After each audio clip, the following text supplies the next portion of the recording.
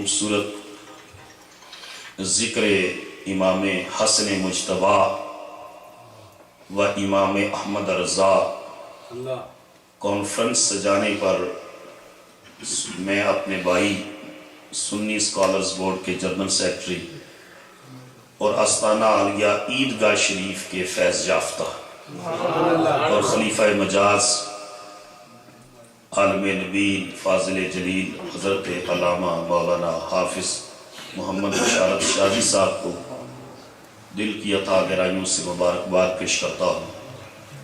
आपकी पूरी टीम और अल करीम इस्लामिक सेंटर की इंतज़ामिया और मामिनीन, इन सब को भी मुबारकबाद पेश करता हूँ जिन्होंने जवानाने जन्नत के एक और कायद की मजलिस को सजाया है।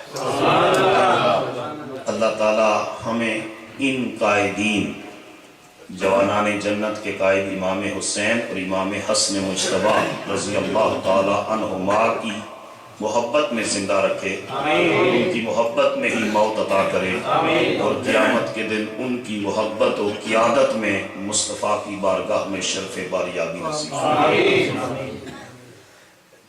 शाबाश है उन लोगों पर जो रोज़ महफिलें कराते हैं, मगर आपके लिए भी शाबाश है जो हर महफिल में तशरीफ़ लाते हैं और ये वही आते हैं जिनको मदीने वाले बुलाते हैं।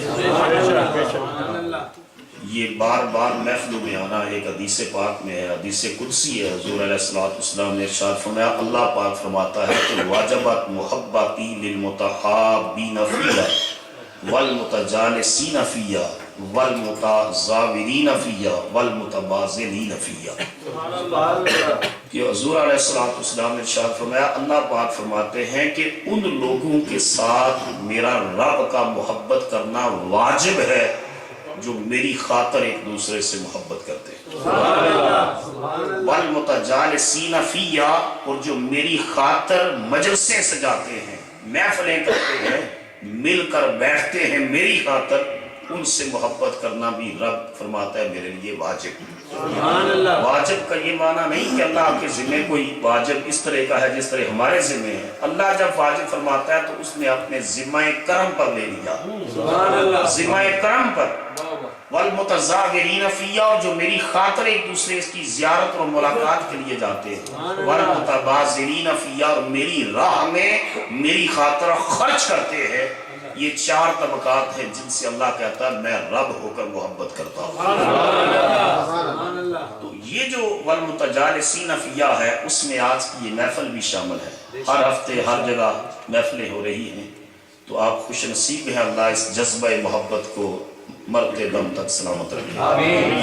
हज़रत अल्लामा मौलाना बशारत शादी साहब ने मुझे हुक्म फरमाया कि मैं इमाम हसन मुज्तबा रज़ी अल्लाह ताला अन्हु की शान अक़दस के हवाले से गुफ्तगू करूँ। इमाम हसन मुज्तबा रज़ी अल्लाह ताला का तज़किरा इसलिए भी ज़रूरी है कि हम दोनों शहजादों को जन्नत के जवानों का सरदार मानते हैं, क्योंकि हुज़ूर अलैहिस्सलाम ने सिर्फ इमाम हुसैन को ही जवानाने जन्नत का सरदार नहीं फरमाया। जब ज़बान मुस्तफ़ा खुली तो हसन का नाम पहले आया, हुसैन का बाद में आया। हुज़ूर ने फरमाया अल हसनो वल हुसैनो सय्यदा शबाब अहलिल जन्नह, कि मेरा हसन मुज्तबा और मेरा हुसैन ये दोनों जवानाने जन्नत के सरदार। तो दोनों के सर के ऊपर ताज क़ियादत और सियादत का मेरे नबी ने सजाया है। तो हम अगर इमाम हुसैन अलैहिस्सलाम की बारगाह में खिराज अकीदत पेश करें तो क्यों ना हम अमीरुल मोमिनीन हजरत इमाम हसन मुज्तबा की अजमत को भी सलाम पेश करें। और ये हुज़ूर अलैहिस्सलाम का ख़ानदान है। मैं सूरह रहमान की इन आयात का तर्जुमा पेश करके इस आपकी बारगाह में खिराज अकीदत पेश करने के हवाले से आता हूँ। अल्लाह ताला ने कुरान मजीद में फरमाया है कि मारा जल बहरैन यल्तक़ियान, दो दरिया आपस में मिलते हैं, बैनहुमा बरज़ख़ुन, उनके दरमियान एक आड़ है, ला यबग़ियान, जो एक को दूसरे पर हावी नहीं होने देती। आज की मॉडर्न साइंस ने भी इस चीज़ को तस्लीम किया है कि दरिया जब आते हैं, एक तरफ से खारी पानी का दरिया, दूसरी तरफ से मीठे पानी का दरिया, जहाँ आकर मिलते हैं وہاں ایک ایسی ان کے اندر جو ہے وہ برزخ ہے، ایک اتنی ان سین بڑی لائٹ سی ایسی سپیس رہ جاتی ہے کہ لا یبغیان، ایک دوسرے کو حاوی، ایک دوسرے پر حاوی نہیں ہوتا۔ سبحان اللہ سبحان اللہ۔ مگر اللہ تعالیٰ نے فرمایا کہ یہ جو ہوتا ہے وہاں پر، یہ بھی خدا کی قدرت کا کرشمہ ہے۔ پانی پانی سے مل رہا ہے، پانی پانی سے مل رہا ہے، لیکن اس کے باوجود کھارا میٹھا نہیں ہوتا اور میٹھا کھارا نہیں ہوتا، سفید کا رنگ نیلا نہیں ہوتا، نیلے کا سفید نہیں ہوتا۔ فرمایا فَبِأَيِّ آلَاءِ رَبِّكُمَا تُكَذِّبَانِ، تم اپنے رب کی کون کون سی نعمتوں کو جھٹلاؤ گے۔ لیکن وہاں دریا سمندروں کا یہ ملاپ ایک نتیجہ دیتا ہے کہ جہاں یہ سمندر دریا ملتے ہیں وہاں سمندر پہ چھل مارتا ہے، اور چھل مارتا ہے تو اس سے موتی اور مونگے باہر نکلتے ہیں۔ قرآن مجید میں اللہ پاک فرما رہا ہے یخرج منہ اللؤلؤ والمرجان، اس کے اندر سے موتی اور مونگے نکلتے ہیں۔ اب یہ جو لوگ ہوتے ہیں، یہ ہیرے تلاش کرنے والے جوہری، یہ سمندروں کے کناروں پر سفر کرتے رہتے ہیں اور وہاں دیکھتے ہیں کہ سمندر وہاں چھل مارتا ہے، دریا ملتے ہیں اور ایک سپی کا منہ کھلتا ہے، اس کے اندر سے ہیرا نکلتا ہے۔ یہ سپی سمندر کے اندر ہوتی ہے اور خدا کی قدرت سے پانی کا ایک قطرہ اس کے اندر چلا جاتا ہے اور اس کا منہ بند ہو جاتا ہے۔ مدتوں پانی کا وہ قطرہ اس سپی کے اندر رہتا ہے اور خدا کی قدرت سے پانی کا وہ قطرہ ہیرے کی شکل اختیار کر دیتا ہے۔ علامہ اقبال نے اس پر تبصرہ کرتے ہوئے کہا تھا کہ آغوش صدف جس کے نصیبوں میں نہیں، اس سپی کو کہتے ہیں صدف۔ کیا؟ صدف کہتے ہیں۔ اقبال نے کہا تھا آغوش صدف جس کے نصیبوں میں نہیں، وہ قطرہ نیسا کبھی بنتا نہیں گوہر۔ اس قطرہ نیسا، اس قطرہ آب کو گوہر بننے کے لیے، موتی بننے کے لیے جس طرح آغوش صدف کی ضرورت ہے کہ جب وہ آغوش صدف میں آتا ہے پھر وہ گوہر اور موتی بنتا ہے، حسن اور حسین کو جنت کے جوانوں کا سردار بننے کے لیے جو گود ملی ہے وہ فاطمہ الزہرا۔ سبحان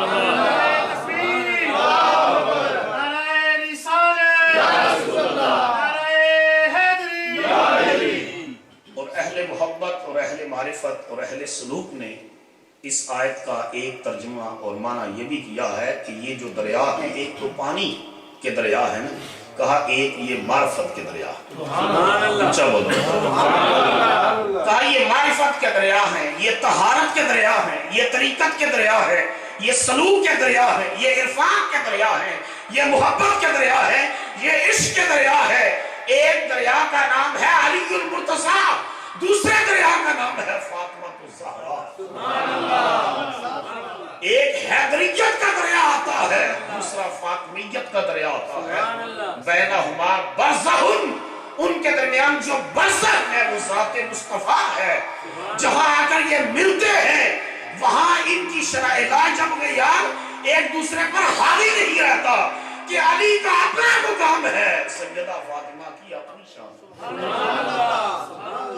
لیکن جس طرح پانی کے جو دریا ملتے ہیں ان کا دریا، ان کا ملاپ ایک رزلٹ دیتا ہے طہارت، معرفت، سلوک، عشق، عرفان کے، یہ دریا جب ملتے ہیں ان کا ملاپ بھی ایک رزلٹ دیتا ہے کہ دنیا کے پانیوں کے دریاؤں کے ملاپ سے ان سے یخرج منہ اللؤلؤ والمرجان، موتی اور مونگے نکلتے ہیں، مگر طہارت و تقویٰ اور پاکیزگی و معرفت کے یہ دریا حیدریت اور فاطمیت کا جہاں آ کر ملتے ہیں ان سے جو موتی اور مونگے نکلتے ہیں، ایک کا نام حسن ہے، دوسرے کا نام حسین ہے۔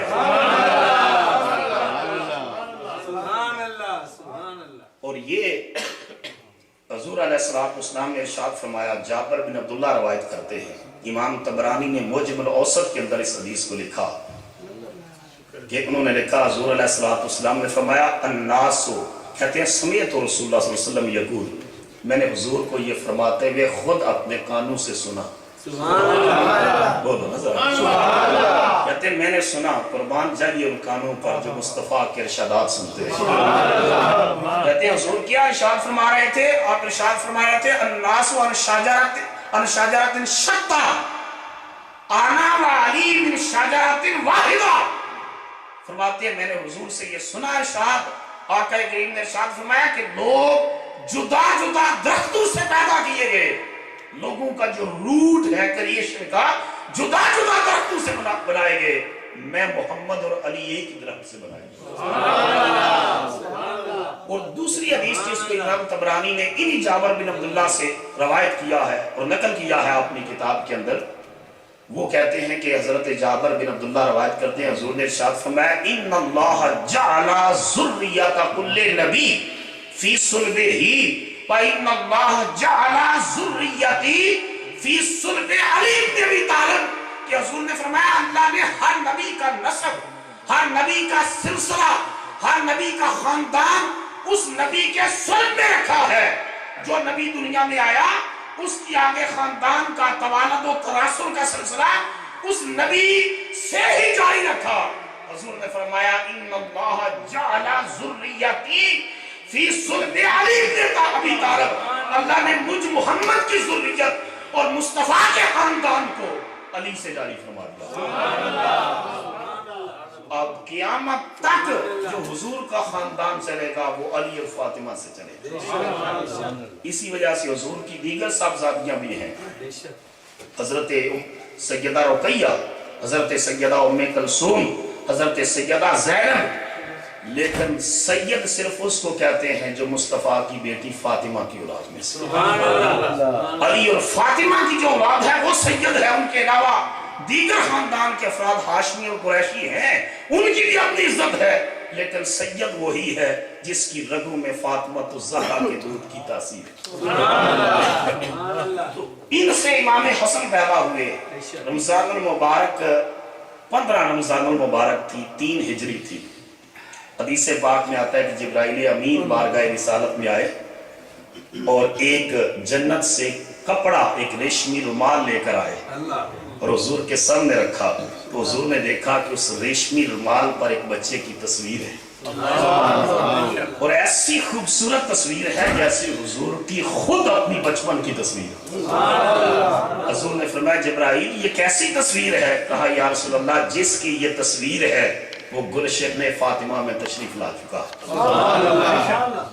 वो शहजादा गुलशन फातिमा में तशरीफ ला चुका है। हुजूर अलैहिस्सलातु वस्सलाम सैयदा निसाए आलमीन सैयदा फातिमा तो ज़हरा रज़ी अल्लाह ताला अन्हा के घर तशरीफ लेकर गए तो देखा कि मुस्तफ़ा करीम अलैहिस्सलातु वस्सलाम का नवासा उनकी गोद में था। हुजूर अलैहिस्सलातु वस्सलाम ने उनको उठाया और आक़ा करीम ने खुद अपनी ज़ुबान मुबारक से उनके कान में अज़ान पढ़ी। वो कैसा खूबसूरत लम्हा होगा जब हसन मुस्तफ़ा के कानों में अज़ान गूंज रही होगी और आवाज मेरे मुस्तफ़ा की, कैसा खूबसूरत वो मंजर होगा।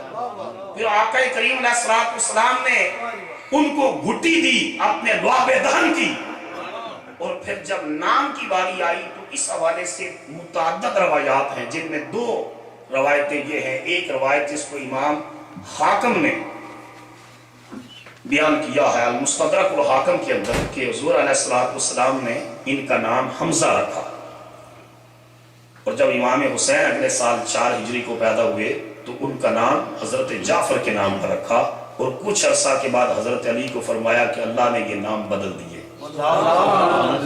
अल्लाह की तरफ से आर्डर आया है कि पहले तो हजरत हमजा चचा थे उनके नाम पर रखा, कहा अब रब का आर्डर आया है कि नाम बदल दें, एक का नाम हसन होगा दूसरे का हुसैन होगा।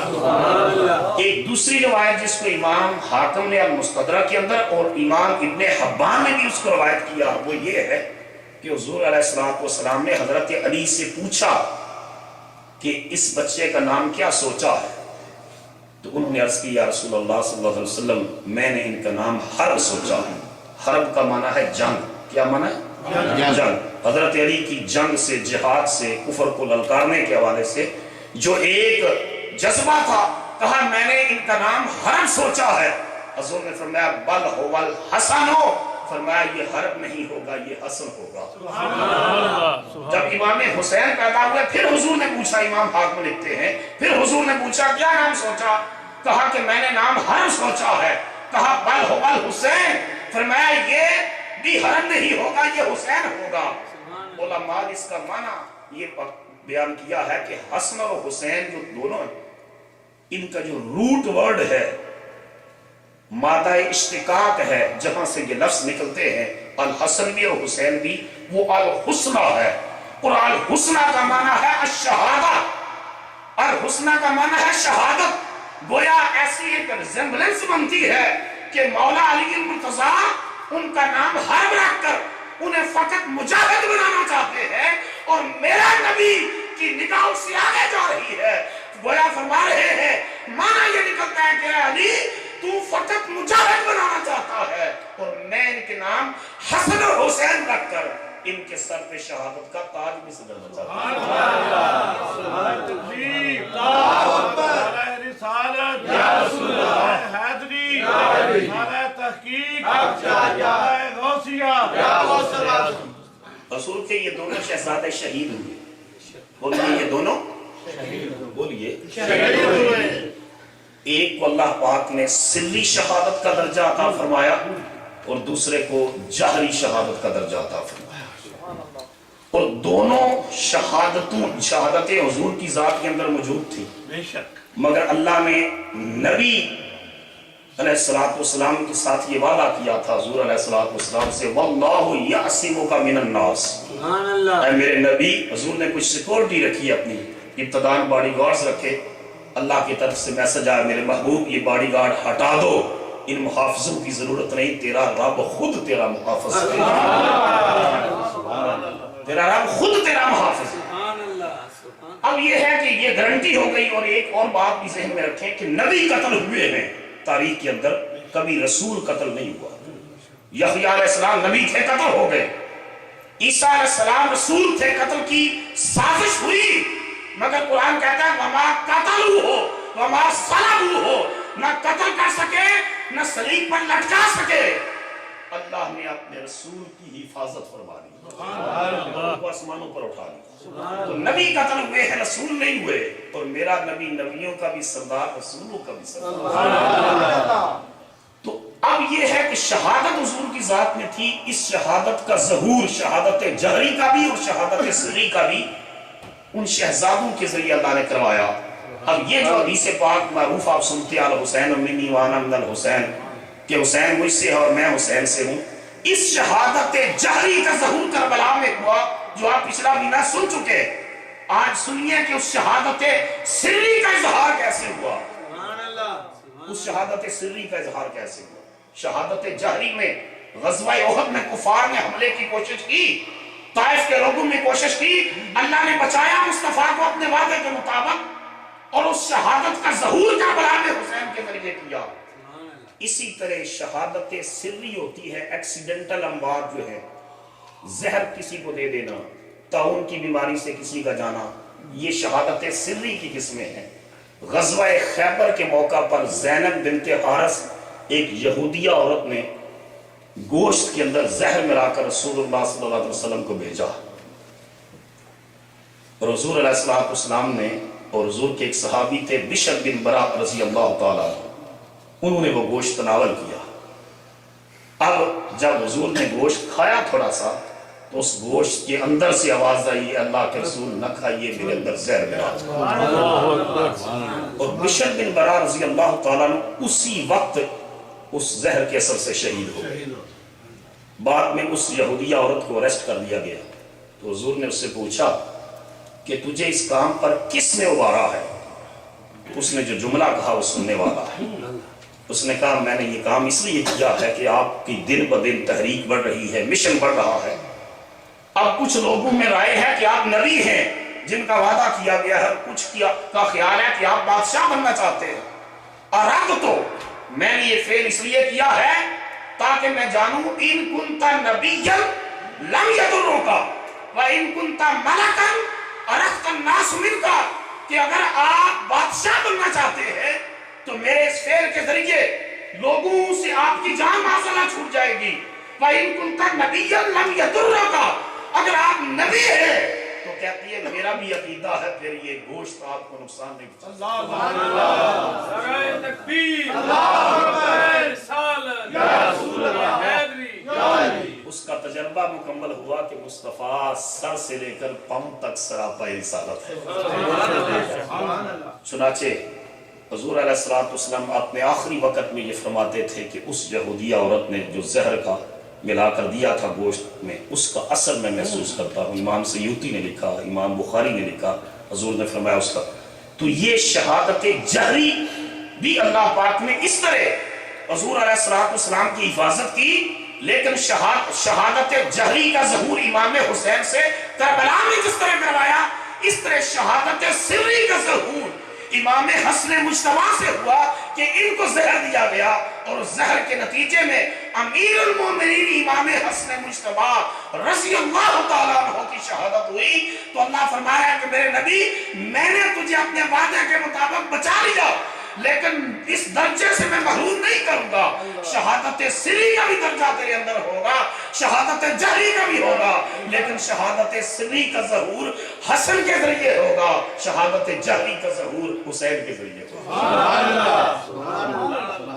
اور یہ اس لیے بھی کہ یہ دونوں شہزادے حضور کی شبیہ تھے، حضور کی شبیہ تھے۔ امام ترمذی نے یہ حدیث لکھی ہے، روایت کی ہے۔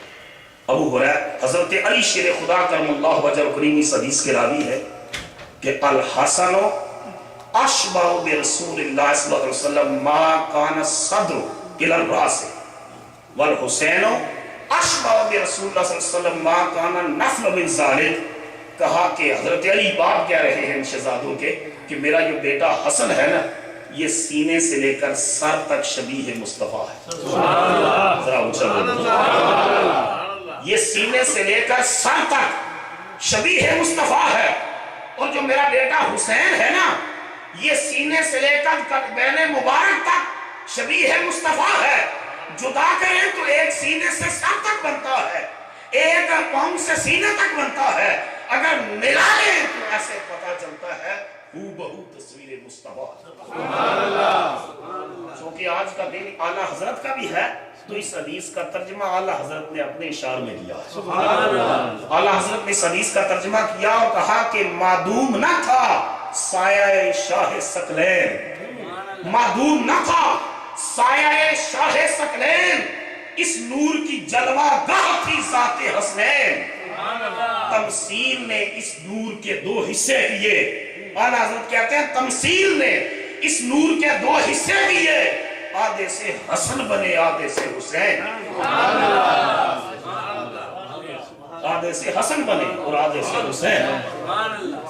امام یہ جو شہادت سری میں ضمناً ایک بات عرض کرتا ہوں، ضمناً کہ یہ جو طاعون کی بیماری ہے، ان چیزوں کے بارے میں حضور نے بشارتیں دی تھی کہ میری امت میں ایسی بیماری ہو تو لوگوں کے اعمال کا تزکیہ کرتی ہے۔ بحیثیت انسان جو گناہ سرزد ہوتے ہیں، ان گناہوں کا کفارہ بنتی ہے، اعمال کا تزکیہ کرتی ہے۔ اور جب ابو عبیدہ ابن جراح سپہ سالار تھے اسلامک افواج کے، تو شام کے اندر تھے، تو وہاں طاعون کی وبا پھیلی، طاعون کی بیماری۔ حضرت فاروق اعظم رضی اللہ تعالیٰ نے ان کو خط لکھا کہ ابو عبیدہ اگر بیٹھے ہو تو کھڑے ہو جاؤ، اگر کھڑے ہو تو چل پڑو اور فوراً مدینہ طیبہ پہنچو۔ اور یہ اتنے عظیم انسان تھے کہ حضرت عمر نے فرمایا تھا کہ میری زندگی میں اگر میں دنیا سے چلا گیا اور ابو عبیدہ زندہ رہے تو مشورے کی ضرورت نہیں، میرے بعد خلیفہ ابو عبیدہ کو بنا لے، کیونکہ میں نے آقا سے سنا تھا لِكُلِّ أُمَّةٍ أَمِينٌ وَأَمِينُ هَذِهِ الْأُمَّةِ ابو عبیدہ بن جراح، کہ ہر امت کا ایک امیر ہوتا ہے اور میری امت کا امیر ابو عبیدہ بن جراح۔ جب یہ خط وہاں پہنچا تو حضرت ابو عبیدہ بن جراح نے جواب لکھوایا قاصد کو کہ امیر المومنین کو کہیں کہ میں نے ساری زندگی خدا کی اور اس کے رسول کی اور اس کے امیر کی نافرمانی نہیں کی، لیکن اے امیر المومنین فاروق اعظم، میں مسلمانوں کی جو یہاں فوجیں موجود ہیں ان کو اس بیماری کے حوالے کر کے اپنی جان بچا کر مدینہ طیبہ نہیں آ سکتا، میں زندہ رہوں گا تو ان کے ساتھ، مروں گا تو ان کے ساتھ۔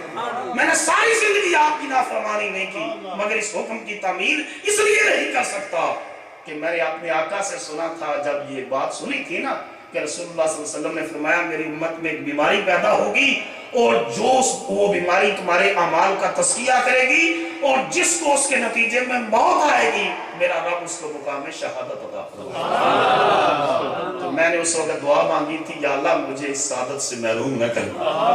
جب حضور نے یہ ارشاد فرمایا تھا میں نے وہی دعا مانگی تھی یا اللہ مجھے اس سعادت سے محروم نہ کرنا. تو میں تو سمجھتا ہوں کہ میری دعا کی قبولیت کا وقت آ گیا ہے. جب یہ خط مدینہ طیبہ پہنچا حضرت فاروق اعظم رضی اللہ تعالیٰ کی مبارک آنکھوں میں آنسو آ گئے. لوگوں نے پوچھا کہ ابو عبیدہ کا انتقال ہو گیا؟ فرمایا کہ ہوا تو نہیں لیکن ان قریب ہو جائے گا. دوسرا آرڈر فوراً لکھوایا اگر یہ بات ہے تو پھر اسلامک جو آرمی ہے فوج ہے اس کو لے کر کسی پرفضا مقام پر اونچی جگہ چلے جاؤ تاکہ اس بیماری سے بچ سکے. انہوں نے ایک صحابی کی ڈیوٹی لگائی. انہوں نے کہا میں گھر کو بتاؤں؟ کہا اجازت ہے. وہ گھر کے بیوی پر تو ان کا حملہ ہو چکا تھا. اب انہوں نے آ کر عرض کیا آپ نے فرمایا میں خود پرفضا مقام کی تلاش کے لیے جاتا ہوں. گھوڑے کی رکاب میں پاؤں رکھا. دوسرے میں رکھنے والے تھے کہ آپ پر تو ان کا حملہ ہوا اور اس کے نتیجے میں شہید ہوئے اور اللہ نے مقام شہادت عطا فرمایا.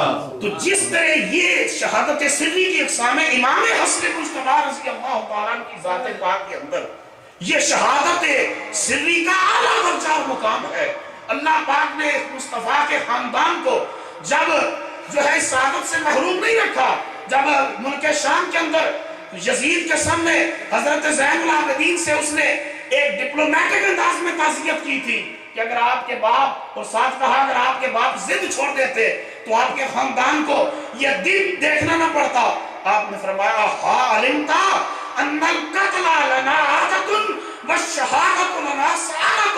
فرمایا یزید بدبخت تجھے پتہ نہیں ہے اللہ کی راہ میں قتل ہونا یہ تو ہمارے خانوادے کی عادت. وَالشَّهَادَةُ لَنَا سَعَادَةٌ اور قتل ہو کر شہادت کا تاج اپنے سر پر سجا لینا یہ ہمارے لیے کائنات کی سب سے بڑی سعادت ہے. امام حسن مجتبی رضی اللہ تعالیٰ یہ امیر المومنین ہیں. جب بھی بولا کریں امیر المومنین امام حسن مجتبی رضی اللہ تعالیٰ. اس لیے کہ جب حضرت علی کا آخری وقت آیا تو لوگوں نے پوچھا حضرت علی سے کہ آپ کے بیٹے حسن کو آپ کے بعد خلیفہ بنا لیں. اب جواب سنیے اسلامک پولیٹیکل سسٹم کا اس سے پتہ چلتا ہے حضرت علی شیر خدا کے اس جواب سے.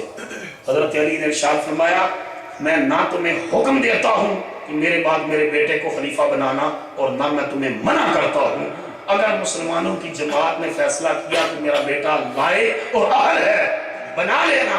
اگر تمہاری جماعت نے فیصلہ کیا یہ لائق ہے تو لائق نہیں ہے تو پھر مت بنانا. یہ ہے اسلام کا سیاسی نظام.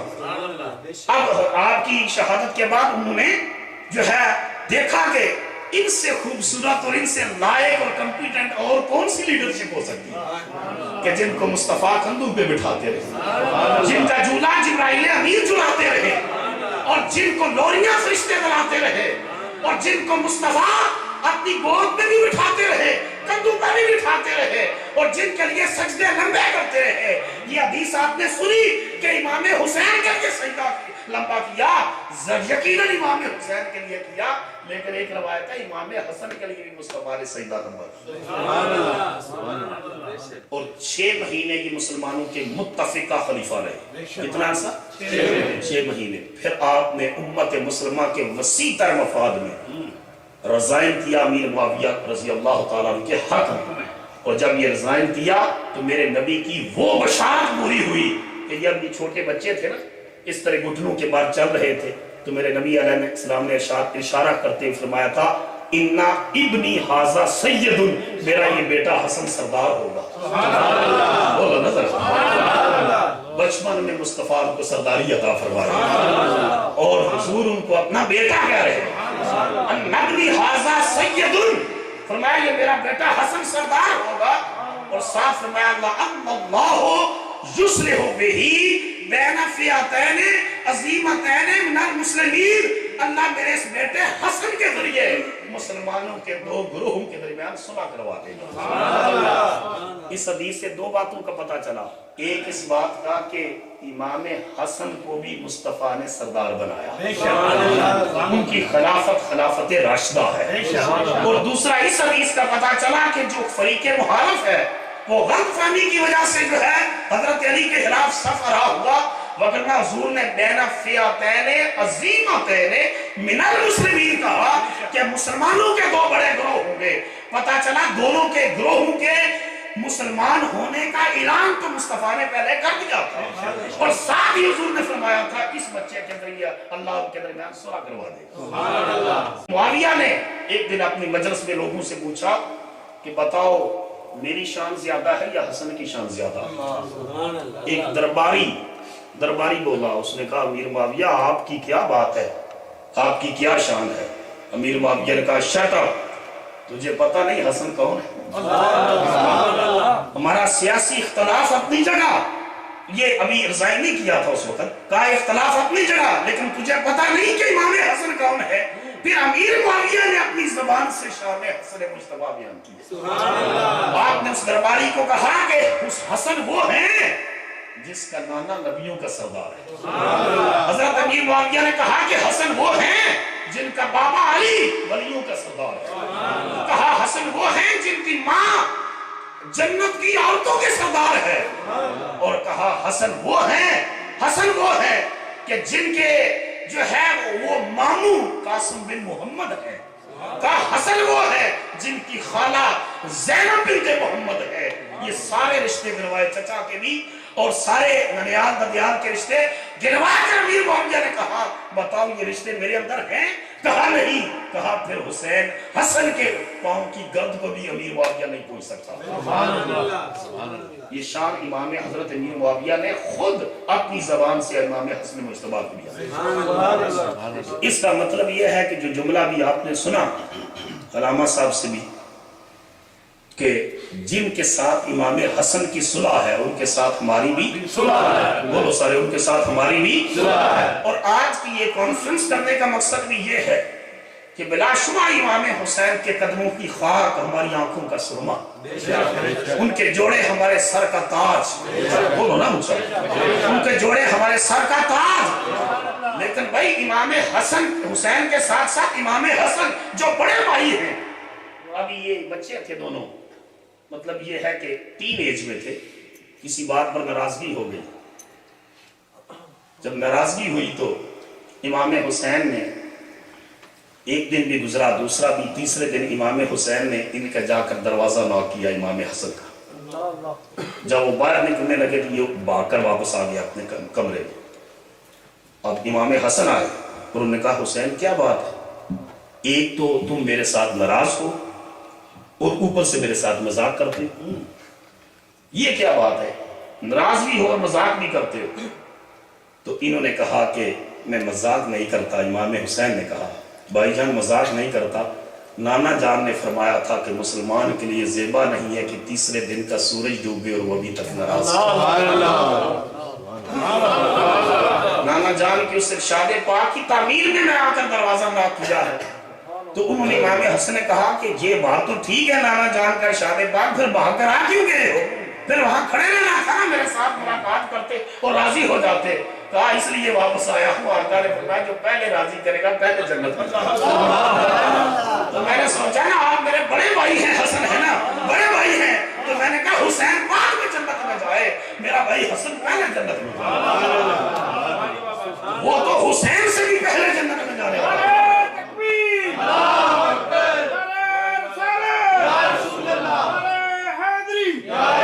اتنا بڑا درجہ ہے امام حسن مجتبیٰ کا۔ آپ کے فضائل و مناقب میں یہ بات آتی ہے، اتنے بڑے لجبال تھے، اتنے صحیح تھے۔ گزر رہے تھے ایک جگہ سے، ایک باغ کے اندر ایک خادم کام کاج کرنے کے بعد تھک ہار کر گوڑی کر رہا تھا، تھک ہار کر وہاں کنارے پر بیٹھ کر کھانا کھا رہا تھا، اور آپ نے منظر دیکھا، دیکھتے رہے۔ اس کے سامنے ایک کتا تھا، وہ لقمہ توڑتا اور ایک لقمہ اپنے منہ میں ڈالتا، ایک کتے کے آگے پھینکتا، پھر لقمہ توڑتا، ایک اپنے منہ میں ڈالتا اور دوسرا کتے کے۔ آپ نے دیکھا کہ سارا کھانا جو اس نے کھایا تو ایک لقمہ اپنے منہ میں ڈالا اور ایک کتے کے آگے پھینکا۔ جب وہ کھانا کھا چکا تو پیچھے سے آپ پہنچ گئے۔ آپ نے فرمایا تو کس کا غلام ہے؟ اس نے کہا میں سعید بن العاص کا غلام ہوں۔ آپ نے فرمایا یہ منظر میں نے عجیب دیکھا ہے کہ کہ तू ने रोटी खाते हुए एक लुकमा अपने मुंह में डाला और एक कुत्ते के आगे, इसकी वजह क्या है? उसने कहा वजह यह है कि जब मैं खाना खाने के लिए अपना ये जो है दस्तरखान बिछाया और खाना लगा तो ये कुत्ता बैठकर मेरी तरफ देख रहा था। तो मैंने सोचा कि मैं तो पेट भर के खाना खाऊं और खुदा की ये मखलूक भूखी रहे, तो मुझे इस पर तरस आया और मैंने अपने आप से कहा कि अगर तू खाना खाता है, तू भी अल्लाह की मखलूक है और ये भी तू अल्लाह की मखलूक है, तो क्यों ना एक लुकमा मैं खुद खाऊं, एक इस मखलूक को खिलाऊं। उसकी सोच की पाकीज़गी पर इमाम हसन को रश्क आया। इमाम हसन मुश्तबा को उसकी सोच की पाकीज़गी पर रश्क आया। आपने फरमाया फिर बोल तू गुलाम किसका है? कहा सईद इब्नुल आस का। आप वहां से ही पलटे और सईद इब्नुल आस से कहा कि गुलाम मुझे बेच दो, गुलाम मुझे बेच दो। उसने कहा हुजूर बड़ा महंगा है, बड़ा काम काज करता है, मेहनती है। इमाम हसन ने फरमाया जितना भी महंगा है मुझे बेच दो। उसने बेचा। उसने कहा इतने दिरहम का है? आपने फरमाया देता हूं, और सिर्फ गुलाम ही ना बेचो, बाग भी बेच दो। हसन मुश्तबा बाग भी लेता है, बाग भी लिया, गुलाम भी लिया और सौदा करके उससे कि पैसे तुझे पहुंच जाएंगे, वापस आए, उस उन्हीं कदमों पर वापस आए और उस खादम से कहा आज के बाद तू सईद इब्नुल आस का गुलाम नहीं, आज के बाद तू हसन मुश्तबा का गुलाम है। आज के और कुर्बान जाएंगे ना, जरा इस पर ऊंचा बोलो, जिसको हसन मुश्तबा अपना गुलाम कहे। हम कहते हैं कि हम जितने भी पढ़े लिखे हों उस गुलाम की शान ज्यादा है जिसको हसन खुद अपना गुलाम कहे। कहा आज के बाद तुम मेरे गुलाम हो और हसन मुश्तबा इतना लजबाल है। कहा तेरी सोच की पाकीज़गी पर कुर्बान, तूने जो जुमला मुझे कहा ना, तूने मेरा गुलाम है, जब मैं तुझे आजाद भी करता हूं और तोहफातन ये बाग भी तुम्हें अता मैं आजाद भी करता हूं और ये बाग हदियतन तोहफातन तुझे गिफ्ट करता हूं। ये शान है इमाम हसन मुश्तबा की। नारे तकबीर, नारे रिसालत, या रसूल अल्लाह। उनकी मनाक़ब और फज़ाइल की बहुत सी बातें हैं, लेकिन मैं आखिरी बात अर्ज करता हूँ, उसके बाद बात को ख़त्म करता हूँ। इससे बड़ा सखियों का घराना कोई नहीं मुस्तफ़ा, इनसे ज्यादा खूबसूरत घराना सखियों का कोई नहीं जो इमाम हसन का, इमाम हुसैन का और हुजूर की आले पाक का है, अहले बैत अतहार का। आपको पता है कि हातम ताई मुसलमान नहीं हुआ था।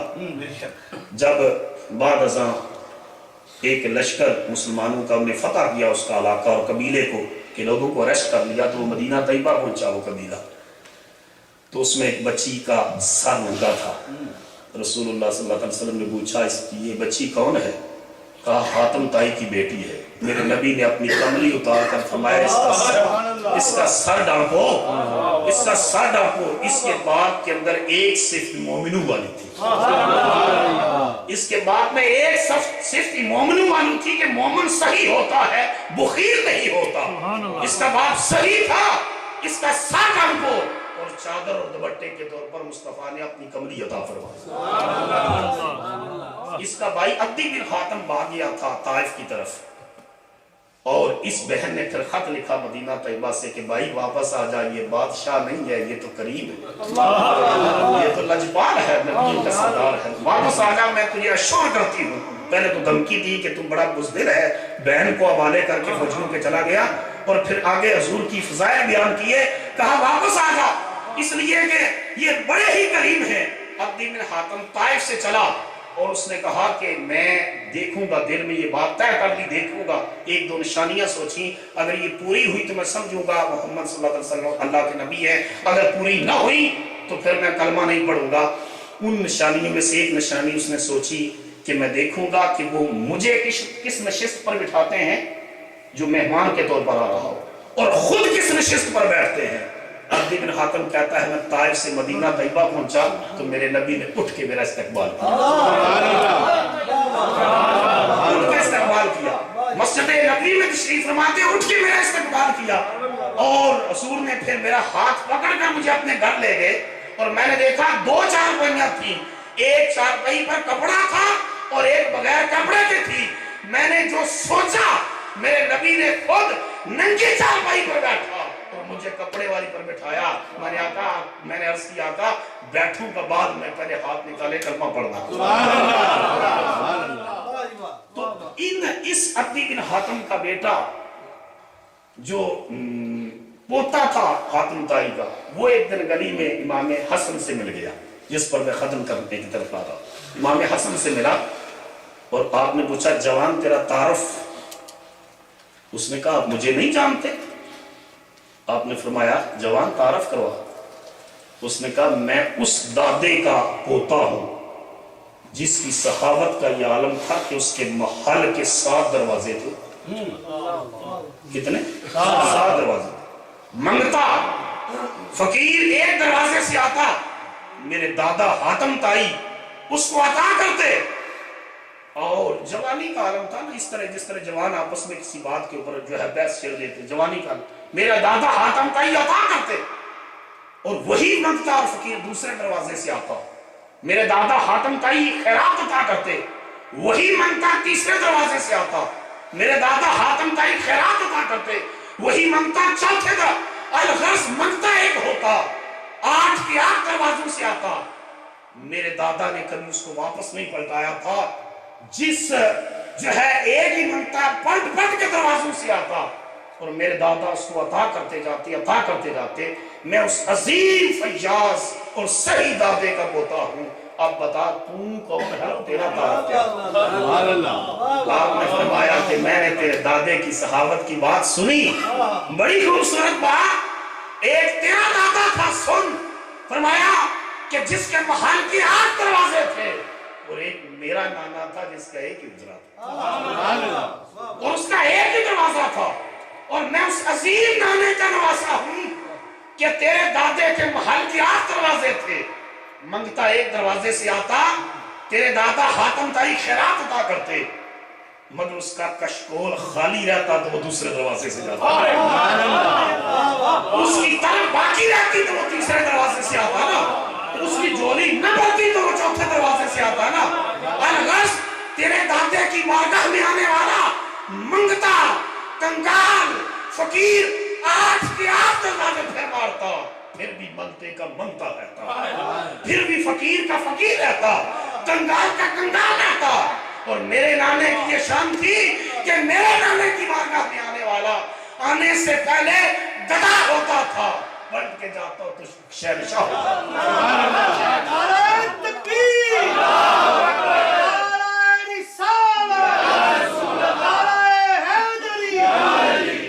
کہا جس نے ایک بار میرے نانے کی بارگاہ میں آ کر خیرات مانگی نا، ایک بار خیرات مانگی، پھر زندگی بھر کسی اور دروازے پر جانے کی اس کو ضرورت نہیں پڑی.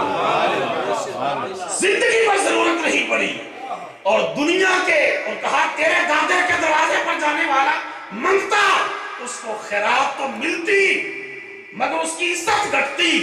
اور میرے نانے کی بارگاہ میں آنے والا کو میرا نبی خیرات بھی عطا کرتا، عزت بھی عطا کرتا.